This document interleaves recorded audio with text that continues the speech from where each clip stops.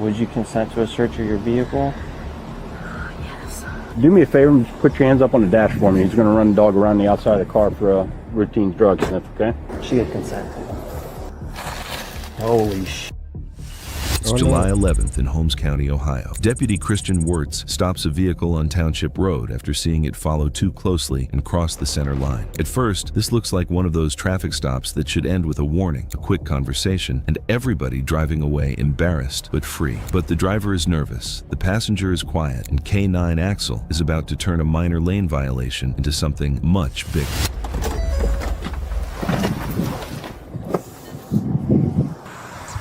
Hello. Hey, the reason I stopped you, I don't know if you really realize it, but the first intersection over here, where it splits off between 320 and 329, you cross the center line a little bit, making a turn there. I didn't notice that. Not a huge issue. We're just out there looking for distracted and impaired drivers. Okay. Just talking to you. You don't seem impaired or anything, so okay. You have your license and stuff with you? Yes.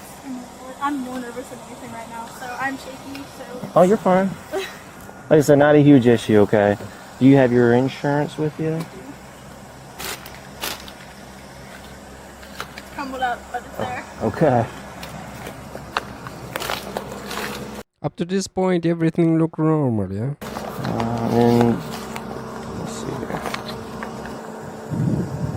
All right. All right, I'm going to write you up a warning, okay? If you want to do me a favor, just step out and talk to me. I'm going to write you a warning really quick to get your information, get your current address and stuff, and then you can leave that in here. I don't need that. I don't have my cables on right now. They're sitting at my feet. That's okay. Just go and keep your hands out of your pockets for you, okay? How you doing, man? Good. Now the stop still looks routine. The deputy has the driver step out so he can confirm her information, check the address, and work toward a warning. But while he is doing that, the questions start getting more serious. First, the passenger is described as a friend. Then, the deputy brings up anything illegal in the car, and that is where the whole tone changes, because what she says next points officers straight to the bag by the passenger's feet.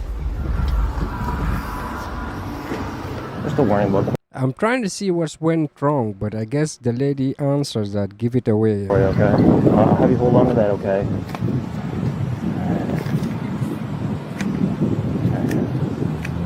Where did you say you were coming from? Worcester.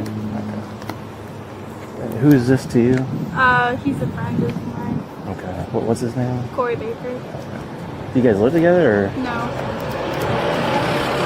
you know where he lives? One more time. I'm definitely living. Do you know where he lives? He's staying with his mom right now in our apartments. Okay.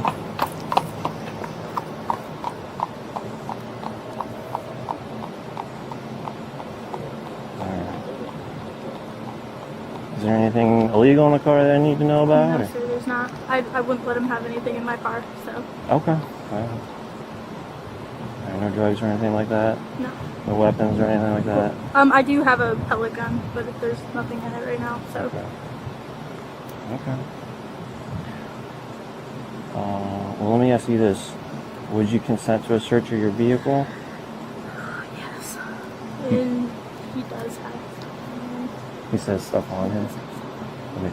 Listen, I just want you to be completely honest with me, okay? The big thing is if you're honest with me, the best I can help you out, okay? He does have something. Is it on him? It is. It's not on him. On him, it's in a bag. Okay, where's the bag? It's sitting at his feet. Sitting at his feet. Okay.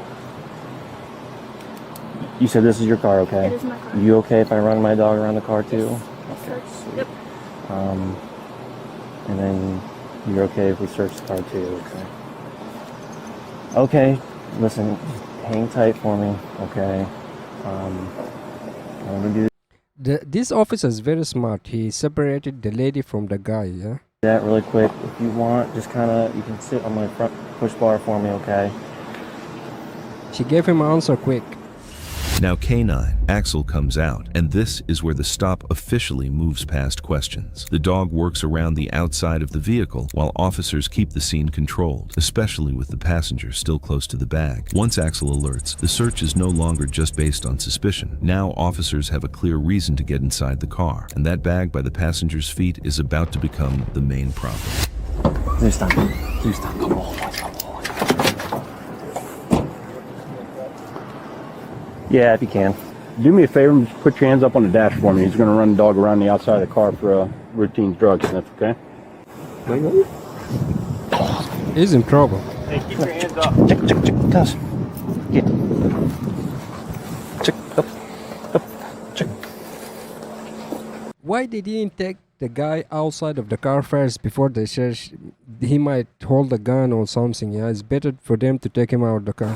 But why? She had consent to.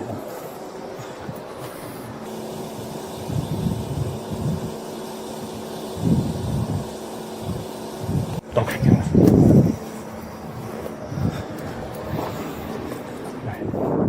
Is there anything in the vehicle that shouldn't be? Got a little marijuana on me. You got a little bit of weed. That dog doesn't alert to. You got anything else? If you do, just work with us. Alright, just hang tight for me, okay? What else you got on you? You sure? Huh? This is your chance. Okay? Be honest with you. We'll work with you, but if it gets to that point, we'll find something else. What all do you have on you? Nothing? Okay, go ahead and step out. Now officers start searching the car, and the stop immediately jumps another level. At first, they find the bag near the passenger side, but once they see the large bag of white powder inside, the tone changes fast. Riley Flinner is moved into cuffs because this is no longer about a warning, weed, or a nervous traffic stop. Now, officers are looking at something much bigger. He's a drug dealer for sure. It looks like it. You want to lean up against that push bar if you want. Nothing in your hat.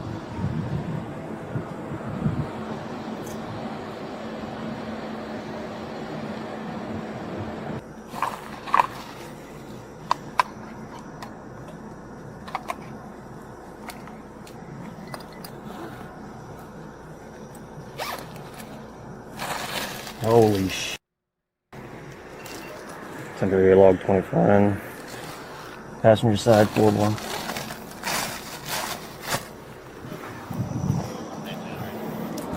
Go ahead and That's turn a around lot. for me, okay? I'm just gonna detain you for now, alright?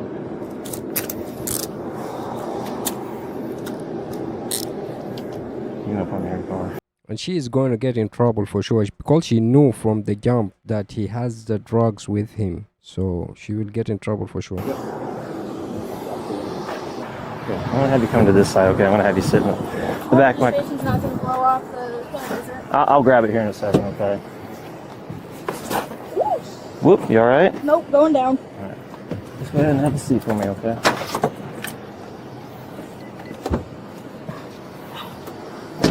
Oh, look at that. Oh, yeah. That's more than a Whitman, I think. Really? Holy. Nice, brother. Nice. So, oh, I Mirandized her too, so she'll talk. Sweet. Now, the search starts stacking up. Officers find a large amount of suspected smaller user amounts, drug paraphernalia, syringes, needles, packaging materials, and pills that Corey Baker later says are Suboxone. Deputies later reported the suspected meth weighed nearly 1 pound. At that point, personal use is going to be a very hard story to sell.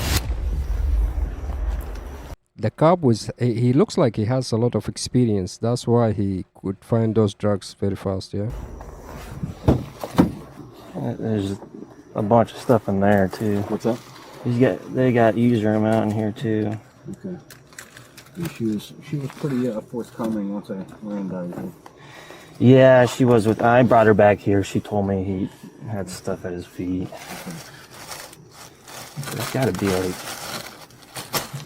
2 pounds. Oh, you got to one first.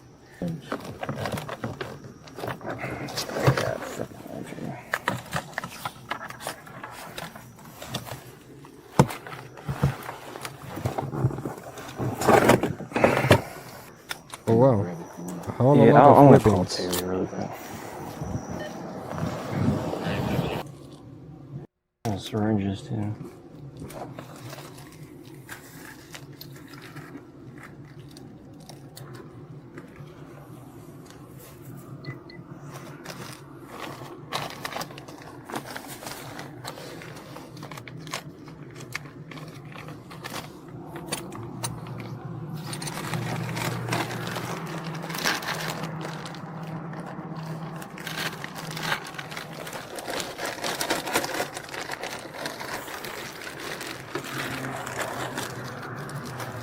This guy is going to jail for sure. He's not gonna out of jail sooner. That's some serious crime, yeah? Those are needles, or those are Fitting. He's got needles, you know. Yeah, I bet it is. People are shooting not I've seen it. They do it a certain way. yeah. Now the officer starts pressing Corey Baker about the amount. Corey keeps trying to stay vague, but the officer is not buying it. The conversation keeps coming back to one point. This does not look like personal use. When an officer is talking about bulk weight, distribution, probation, and prison time, the traffic stop has officially left the warning ticket universe.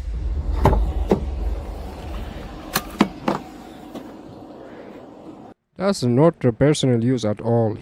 I think they found the needles. He's can be personal use, and he's selling it for sure. All right, do me a favor and just turn around. Yeah. There you go. Also, would I be able to get my wallet and stuff too? Yeah. Make sure you have your wallet. Which one's tight? Both of them are tight, but that one's tightest. How's that? That better? Got space in there. Get to fit my finger and my thumb actually, so that should be better The cop is actually nice for doing that. Some cops, they don't care. for you. Yeah.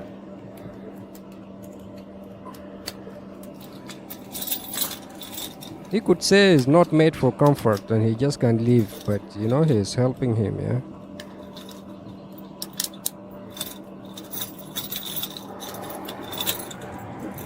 Thumb in there. Better? Yeah. Thank you. You're welcome. Alright, go ahead and scoot back. Alright, listen, most likely you're going to go to jail for the amount that we found, okay? Do you have anything else on you? So if you take anything into corrections, it's an additional charge. Okay, I'm just Anything on me? nothing stuffed in your junk. Am I going to be able to get my wallet though? Yeah, Sure. we'll get your wallet for you. The money in the door. What's that? The money in the door. Okay. But nothing. You don't have anything tucked. Nothing keistered. Okay. I just don't want you to get hemmed up with another charge. She ain't getting charged, is she? What's that? She's not getting charged, is she? She is gonna get charged because she knew she have a drug. She helped you. We're debating that right now. Okay. For complicity. Listen. Mm-hmm. What's that? Complicity to distribute. Listen. Yeah. You and I both know that's not personal use. That's a lot of weight. You know that, and I know that. I've been doing this job for 26 years. Yep, he has experience. Would you agree on that? I don't know how much is there.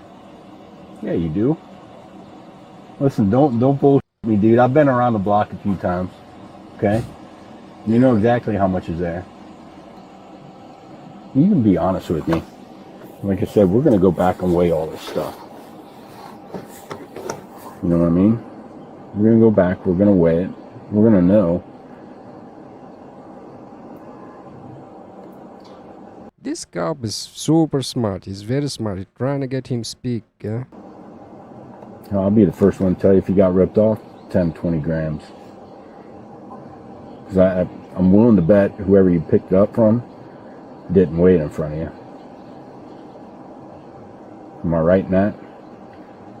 All right, man. Let's think about a few things, all right?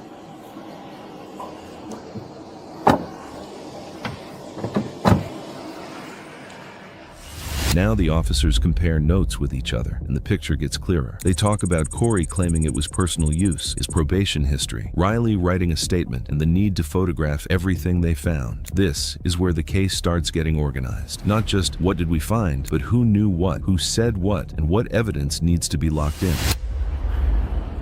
Did you get a hold of Terry? Yeah, he's on his way. Okay. Called him to. What did he say? He's saying that, well, I asked him, I said, how much weight do you got? And he's like, I don't know. This is a personal use? And he looked at me and he goes, yeah. I'm like, bull. I said, that's not personal use. He wouldn't tell me where he got it from. I do know that he's on probation, so you might want to tell Terry that, for aggravated possession. I'll just have him sit in the interview room and sit in there with him. Does that sound good? What's that? Does that all sound good though? Yeah, sounds good to me. I'll get out of here before you talk to her. If this young cop, the young one, stopped them, he wouldn't have found those drugs. But this guy is with a lot of experience. He knows what he's doing. So Yeah? I really don't want him to know that she's writing a statement. And then, yeah. Did you get pictures of all that? No, I've got some pictures of like where we found it. Okay. I need to take pictures of all though. Yeah. Yeah, I'll talk to her, get a statement from her. I'll do a once over to the car really quick, and then cut her loose. Okay. And then, oh yeah, I want to take his phone. Yeah. Oh yeah. 100%. He does want his wallet and that money that was in the door pocket. So I'll grab that. The phone is very important because it might have all those contacts numbers he's going to deliver to and where he got those drugs. Was his phone? I think this is the one that was... Then the officer comes back to Corey Baker with his wallet, money, and phone. The wallet and cash are one thing, but the phone is the real problem. Officers tell him it is being taken as evidence and downloaded, and that matters because if there are messages about where they met, what they bought, how much they paid, or who it was for, the phone may do more talking than Corey does. All right, I got your wallet, money that was in the door. Is this your phone? Okay. We're taking the phone as evidence. Okay. So you know what we'll do with this? We'll download everything in here. What are we gonna find on this? Cops is very smart. He made him admit that that's his phone. He came with the wallet and everything. Cop is smart for sure. Huh? Well, I mean, we both do, Corey. All right. Like I said, this is old stuff for me. Okay. You know what's on the phone. I know what's on the phone. Let's just be honest with each other. Okay. That's all I'm asking from you is honesty. Because at this point, there's no reason to lie. You know what's on the phone. I'm sure we're going to learn where you met, where you picked up. Yep. Everything else. How much you paid for it. How much weight. That Exactly. sort of thing. All right. So. Riley Flinner and Corey Baker were charged with drug trafficking. Both were taken to the Holmes County Jail. What made this worse? The nervous traffic stop, the bag by Corey's feet, or the phone that may explain the whole trip? Let me know in the comments. Both of them, they committed a crime, but I feel bad for the lady, yeah?